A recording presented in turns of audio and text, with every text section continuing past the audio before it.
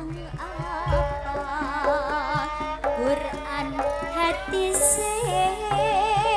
senang ngafirake marang liyane kafir dhewe gak digatekke yen se kotor hati akale yen se kotor hati akale ya Rasulullah salamun alaik ya Rabbi asyafil adadi anta layati rodal alamin ya uhailatu lima karomi ya uhailatu lima karomi gampang kebujuk nafsu angkoran ing mapaes sing nyekeri dunya iri lan meri sukiye mangga kula atine pateng lan nesta kula atine pateng lan nesta ayo sedulur jeng lalekake wajib ngaji saprana tani ngandhelake iman tauhid bagus sesamu mulya matine bagus sesamu mulya hatine kang aran soleh bagus hatine kerana mapan seri ilmune laku toriko lan makrifate uga hakikat manjing rasane uga hakikat manjing rasane ya Rasulullah salamun alaik ya Rabbi asyafil adadi anta layati rodal alamin ya uhailatu lima karomi ya uhailatu lima karomi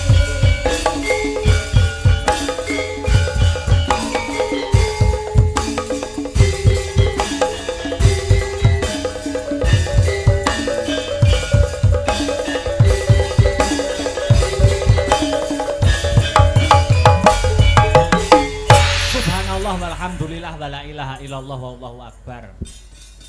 Leren sak wetara, leren sak kemrangan ya nduk, ngono ya mak. Mengko perkara lakon Petruk dadi kiai bisa disambung sak rampunge limbukan. Oh ngono. Heeh. Ning sing luwih wigati aku Kang Sarta kowe ngaturke ya ta, apa perlune, apa wose awake dhewe tinimbalan marak mangarsa ana ing kene ngono. Heeh. Ning sadurunge omong sing akeh-akeh, heeh. Kang angka sepisan ora lali ngunjukke rasa puja lan puji syukur, heeh. konjuk marang Gusti Allah Subhanahu wa taala, Tuhan yang Maha Esa yang widiwasa, sing wis malimbarke keberkahan ya ta, wujude kesehatan, becik kesehatan lahir, becik kesehatan lahir kang sarta batin. Oh ngono. Mokal tanpa nikmating pangeran, Nduk. Aku kang sarta anakku Limbuk bisa sowan lek-lekan tirakatan bareng mapan ana ing kene. Oh ngono ya, Mak. Iya. Iya ya yang iya.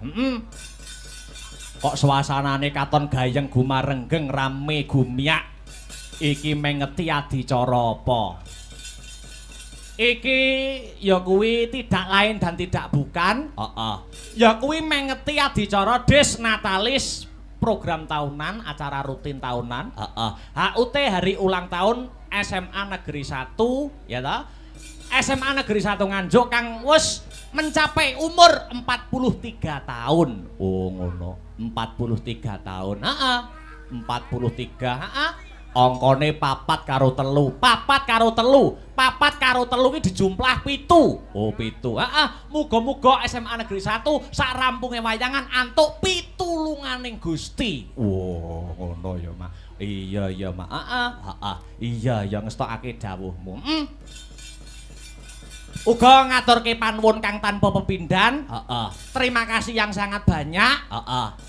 Kunjuk marang sapa bae. Khususan ya kuwi marang ingkang winengku kinurmatan pepunden kula. Ingkang winengku kinurmatan Bapak Kepala Sekolah. Oh ngono. Pak Asop.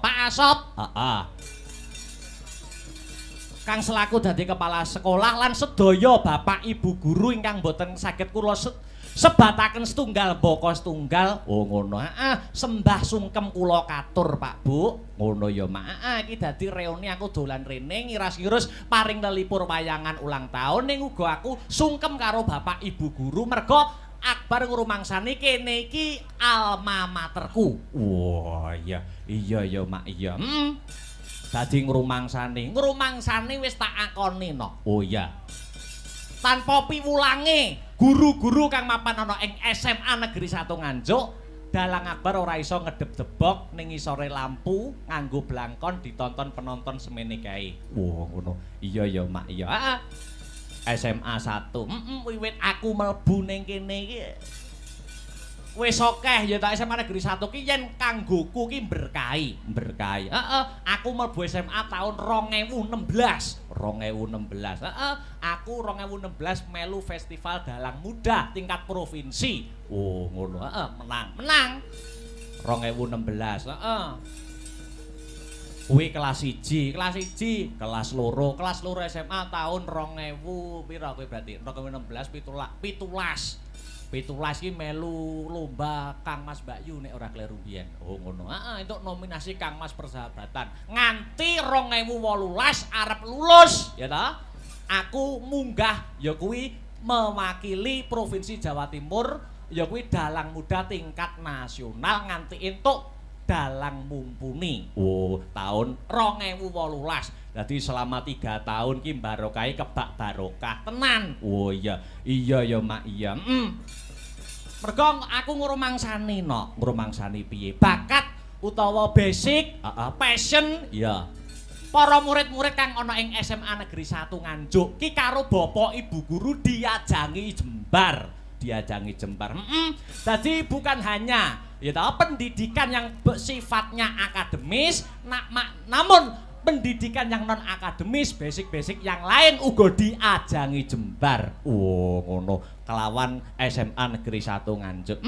Iya ya Mak iya. Wayangan tiap tahun, program rutinan. Wah iya. Program rutinan iki wiwit aku ning kene kelas 1 wis wayangan rutin. Oh ngono. Wiwit kepala sekolahe Bu Rita Amalisa. Oh ngono. Terus diteruskan Pak Asop. Terus iki wis purna tugas, ya toh, arepe diganti kepala sekolah. Oh diganti. Muga-muga tradisi sing apik, tradisi sing becik kaya ngene iki bisa diteruskan ana ing tahun-tahun berikutnya. Loh, Ma. Amin. Amin ya rabbal alamin. SMA Negeri 1 kuwi wis patok bangkrong tradisine tiap tahun wayangan. Oh, wayangan. Kan biyen tahun 2016.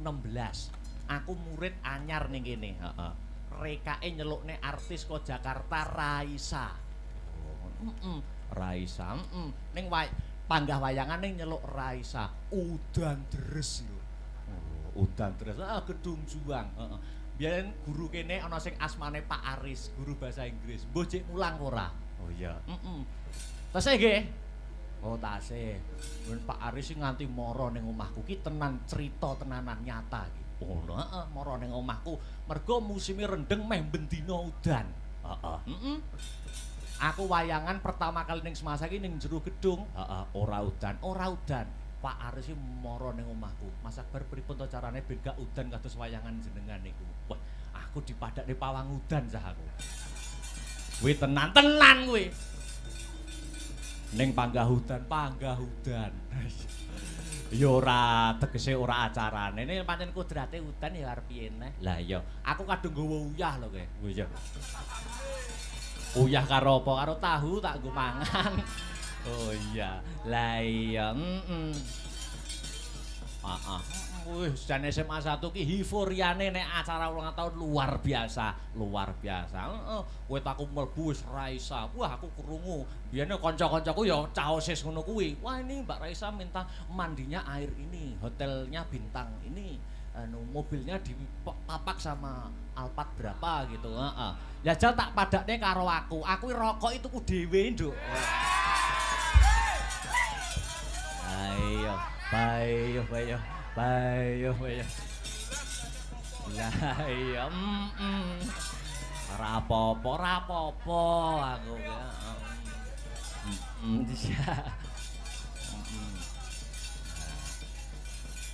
Saiki diteruske Pak Asop Burita Leren, Pak Asop. Iki Pak Asop, terus iki ya wis arepe purna tugas. Oh ngono. Wah, jan ngeling-eling jaman SMA. Ah iya. Aku ki jane rapati pinter wong ora tau ranking biyen. Ngono, ora tau. Ya wis nggur waton gatho sregep mlebu ngono wae. Oh ngono. Kira-kira tanggapan bengi di spend kuwi jam 8 wis metu sik aku. Wis metu sik wis. Nek biyen zamane kepala sekolahe buritae kenceng-kencenge wong. Burita, wis ora gelem dadi bocah dablek sithik, bocah ketok nakal sithik wis di blacklist kok uripe. Ngono. Burita ning luluhe iki ya karo Akbar Syahalam. Heeh. Aku nak tumpakanku Vespa mbiyen SMA ngono. Oh, Vespa helme buku ngono kae. Terus Burita, "Kemana itu? Siswa bolos itu." "Lo Akbar, Bu." "Oh ya, terus keluar aja enggak apa-apa." Oh ngono wis percaya, Nduk. Oh iya, watone percaya. Lah iya. Ya diimbangi akademis regep mlebu karo prestasi ning luar akademise ya oke. Kudu ngono. Adat saben, adat Lupia ki wayangan SMA Negeri 1 ki diadani wulan Januari. Ning iki dijokke ning Desember, pamrih mergo iki ya purna tugase Pak Asop ben menangi wayangan neh. Oh ngono. Iya luar biasa. Dadi iki 2023 wayangan ping pindho. Biasane Januari iki wingi Januari iki Desember. Oh ngono dijokne. Ora masalah. Iya luar biasa. Mula ana ing wayangan wulan Januari kepungkur wayangan SMA 1 ulang tahun ke-42 biyen. Aku ning season limbukan ngene iki, aku ya ngomong piye. Aku biyen kan isih kuliah semester akhir, wis arepe lulus. Aku ngomong ning limbukan. Bapak Ibu guru kula nyuwun cekelen omongane Akbar Syahalam. Aku nek wayangan ning semasa kene meneh taun ngarep kok urung entuk gelar SSN kula suwek rai kula. Oh ngono. Nyatane iki wong lanang iki sing cekel tembunge. Oh ngono. Lati pakarti nyawiji. Nyatane wayangan ning kene neh wis entuk gelar SSN. Apa kuwi? Sarjana Syaitoni Rajim.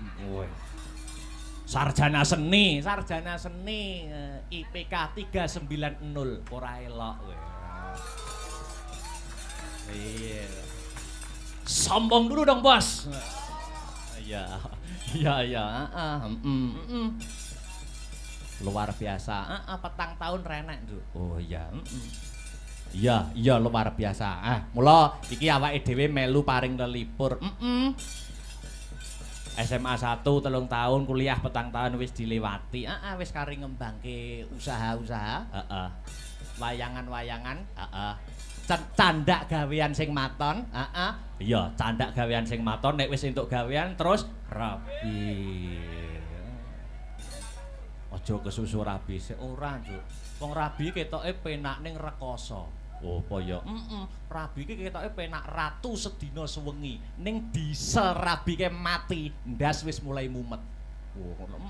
Disitulah kehidupan sejatinya dimulai. Wah. Rabi. Lah iya. Ketoke rabi penak ning ngono kuwi godane saya gedhe. Oh, ngono ya, Mak.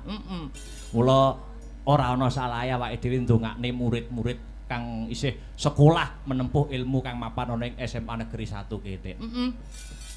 Ya kuwi muga-muga selalu berprestasi. Ternyatane ya ngrumangsani lah. Pokoke murid-murid kene ngrumangsani disekolahke karo wong tuane. Wong tua nek nyambut gawe ketekuk ringkel sirah dinggo sikil-sikil dinggo sirah, awan dinggo bengi dinggo awan. Mula kudu dimanfaatkan kanthi bener becik. Oh ngono. Mergo wong tua urip ning alam donya iki duwe kewajiban werna 3 manut agama Islam. Apa kuwi? Siji jenengne anak kanthi jeneng sing apik. Oh ngono. Jenenge kudu apik. Kaya aku Akbar, ya toh. Kuwi apik, dikudang bapak ibuku dadi wong gedhe. Oh ngono, senajan awake kuru. Oh iya. Kewajibane wong tuwa siji jenengne anak kanthi jeneng sing becik. Oh ngono. Aja kaya tanggaku. Tanggamu sapa? Lekno sopir kol. Oh ngono. Kan jenengne anake sapa? Mosok enek kok anak dijenengne Kacuk Hirnawa apa enek? Jenenge elek. Terus guri omah sapa? Bu Endang. Ono, Bu Endang ke anake jenenge sapa? Anake metu wedok dijenengne sapa? Nunu Ndrati wae apik. Oh, ngono. Ora apik. Ya nek ora tabrakan, nek nganti tabrakan. Wacuk kan kulon ya to, Nunu kan etan tuabrakan. Biar sapa sing tabrakan iki lho? Kacuke elekno tabrakan karo nunuke Bu Endang. Lah, ora elek ngono kuwi. Oh iya, beyo. Bayo. Nek tabrakan nek kerep lho, no. Oh iya. Iya, kudu jenengne anak sing apik. Angka 2 ya kuwi nyekolahne anak sing sak dhuwur-dhuwure. Oh ngono. Sekolahne pamrih apa? Mergo anak kuwi dudu investasi mung perkara bondo ning investasi donga. Besok wong tuwa nek wis murut kasedan jati, wong tuwa nek wis seda, mergo menungso kuwi dudu ula ya ta. Nek ula iso nglungsungi, nek menungso kuwi gedhong ana kuncen ana, wong mati mangsa wurunga. Sing ndongakne sapa nek ora anake? Oh ngono. Mula anak di sekolahne pula nganti tekan sarjana nek ora roh karo agama. Angka 3 kewajibane wong tuwa ngrabekke anak. Nek wis 3 ki tercakup wong tuwa wis ora oleh melu cawe-cawe urusane anak. Tegese anak kuwi wis mandiring pribadi iso nata urip dhewe. Wah iya. Iya ya Mak iya. Ayo ndonga bareng-bareng, Nak. Muga-muga ana ing ambal warsa HUT hari ulang tahun SMA Negeri 1 Nganjuk ke-43. Ya. Semasaku dapat selangkah lebih maju, tambah prestasine. Sesuai dengan motonya, bersatu bermutu nomor 1. Allahumma amin ya rabbal alamin. Jebul kae sing dak anti-anti wis teko mrene. Wis rada suwe bakal pisan ora krungu kabare sajake lan wong tansah dadi dan biru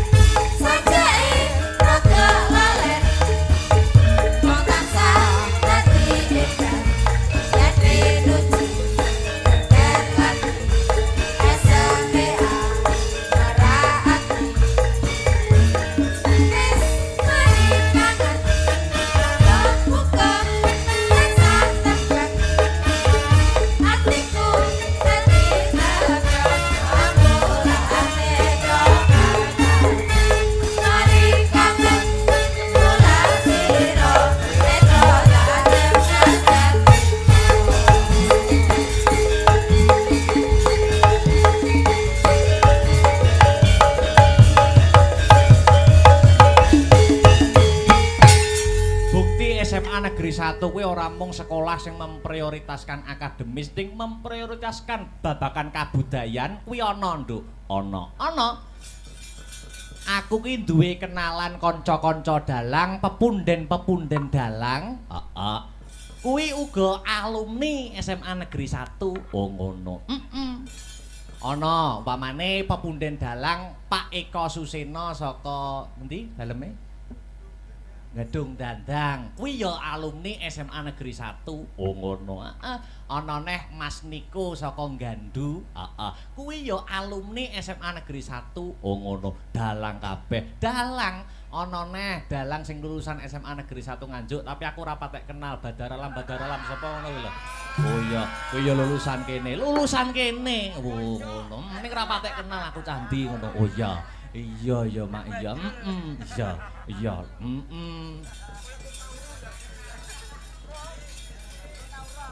Prestasine akeh SMA 1. Prestasine akeh yen tak waca ki nganti jam 7 isuk, mula ora tak waca wae. Oh iya. Wis intine kabeh ya wis roh. Oh ngono. Murid-murid kene padha prestasi baik akademis maupun non akademis. Oh ngono. Terus rangkaian adicara dalam memperingati HUT SMA Negeri 1 Nganjuk wis kawiwiti saka tanggal 18 nganti 20 semasa kap. Oh ngono. Terus bengi iki wayangan. Tanggal 21 ana Jalan Sehat. Puncake upacara HUT semasa, hari ulang tahun semasa ya kuwi denge 4 Januari. Wah iya. Iya ya Mak ya. Alhamdulillah. Nduk piye? Saka kersane Bapak Asop lan keluarga besar SMA Negeri 1 Nganjuk. Sing katimbalan sowan marak mangarsa kene paring lelipur, paring hiburan ora ngembongake awake dhewe. Ning sapa? Uga ana Mbak Niken Salindri saka Kediri lan Mas Yuda Bakiak. Wo ngono, Mas Yuda CS. Sadurunge Mas Yuda takon menghibur mengocok perut para warga masyarakat kang mapan ana ing kene. Mbak Niken tak aturi jumeneng luwih dhisik. Oh ngono. Jumeneng. Sepati cok. Kutang tang tak tang ya.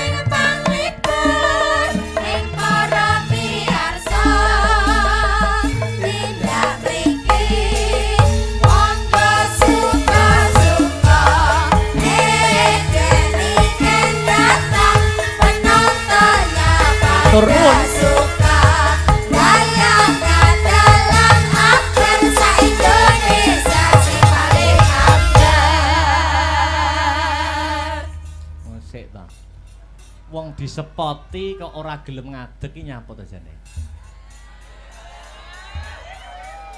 Kok aurane beda karo biasane, kok merengut, ulate peteng iki jane nek apa?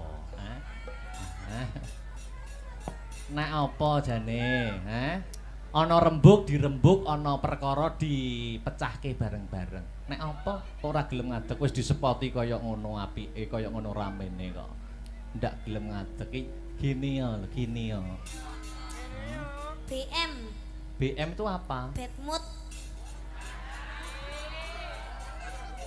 Lah ya bad mood iki kan mesti ada sabab musababnya. Napa bad mood?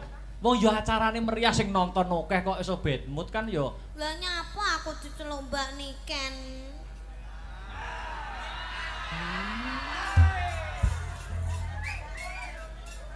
Aku ki mbasakne para penonton, Lho. Mbasakne para penonton iki kan nek nyeluk sampean ben sampean lebih terhormat kan Mbak dengan sebutan Mbak. Aku ki dudu nyeluk sampean secara pribadi, tapi ora sine nyeluk Mbak ini kene nek sing nunggoni to liyane aku.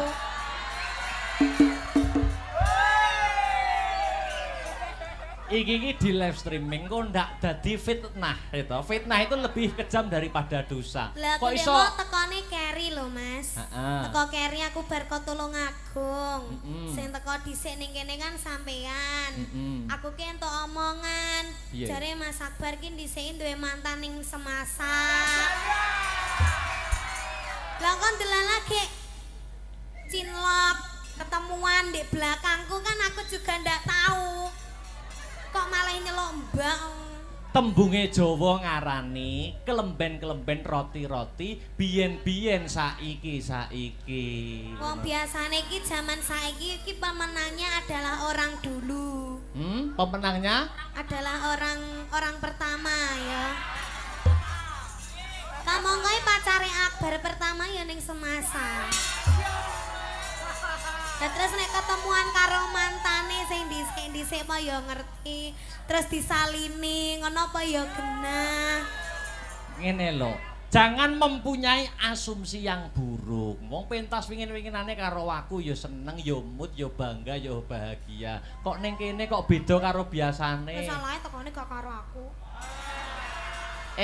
Lah sampeyan iki mau ana acara ya to, ana acara rekaman jare ning Tulungagung. Lah nek aku tekoku jam 11, tekoku setengah 11 mosok kene arep sing dalang arep Pak Asop dhewe kan ya ndak mungkin.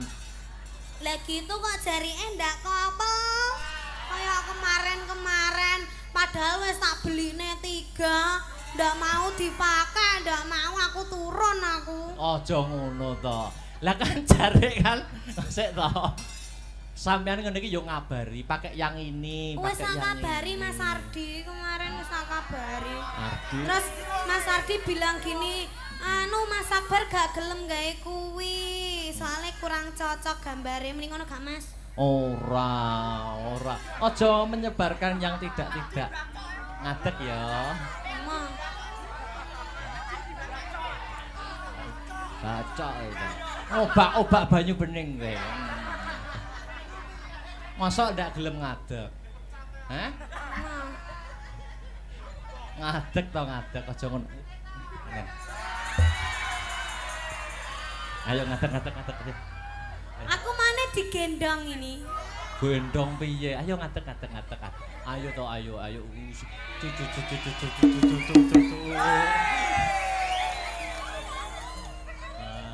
Lah ngene lho. Kene. Piye? Wis kene sik. Wis aja mayah-mayah teyus ya to. Wis kene. Maya Teyus. Wis ning kene ae. Ya to, Dron. Sing nonton akeh mosok arep nesu kan malu to. Lah sing gare malu sampeyan lho. Lah nyapa kok iso aku iki lho, heeh. Dron penonton ning kene SMA 1 terus SMA 1 ki padahal tiap tahun wayangan yo bintang tamune sampeyan lho. Kok iso sampean kok mempermasalahkan lagi saiki ora biyen-biyen. Lah kan biyen orang gandeng aku to. Lah kan biyen sik gandeng karo sapa mi kae? Sapa? Sapa? Duh win anu. Oh ora. Ngene lho ngene.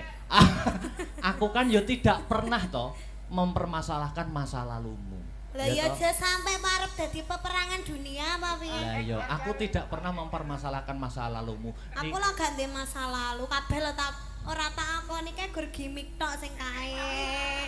Loh, aku tidak pernah mempermasalahkan iki kan biyen arep umpamane bahasane iki jatuh di pelukan orang yang salah. Aku apa ya tahu ngomong ning ngono kan tidak.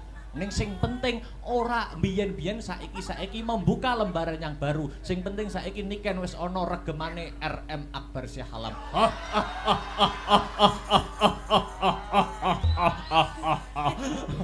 Pede. Sapa?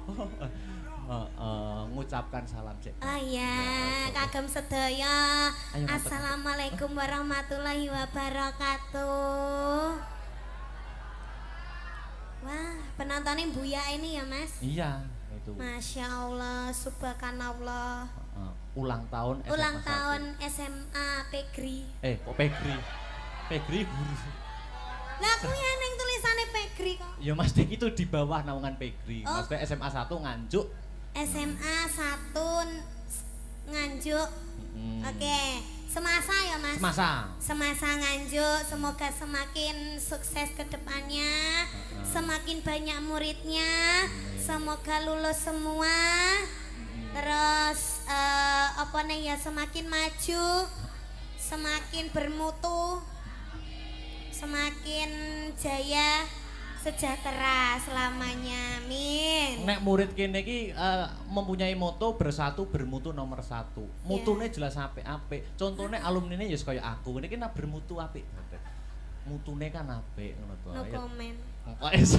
No comment lho, kepala sekolahnya Pak Asop. Bapak Asop. Ya, ditungakne apa? Bapak jangan ya, Mas. Hah? Bapak jangan. Kok Bapak jangan ya? Bapak Sop. Kuwi jangan sop. Nganggo A kok. Oh ya. Bapak Asop niku sing pundi to, Kang Mas? Yang duduk di depan, di depan. Nggih, kita doakan aja ya. Iya, no. Mugi-mugi tansah pinaringan panjang yuswanipun. Amin. Terus sehat selamat wilujeng. Amin. Awet leh momong anak putune. Amin. Yes, wish you all the best. Wah, dah. Apa mau lulup the best sih apa? Wis lulup the best sih lho masak. Doa terbaik.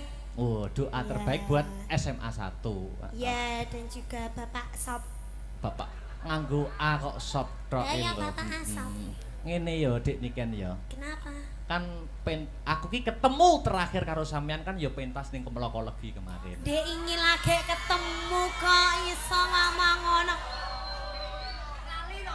Dek ingin lagi ketemu kena kita. Apa kok? Ini apa maksudnya?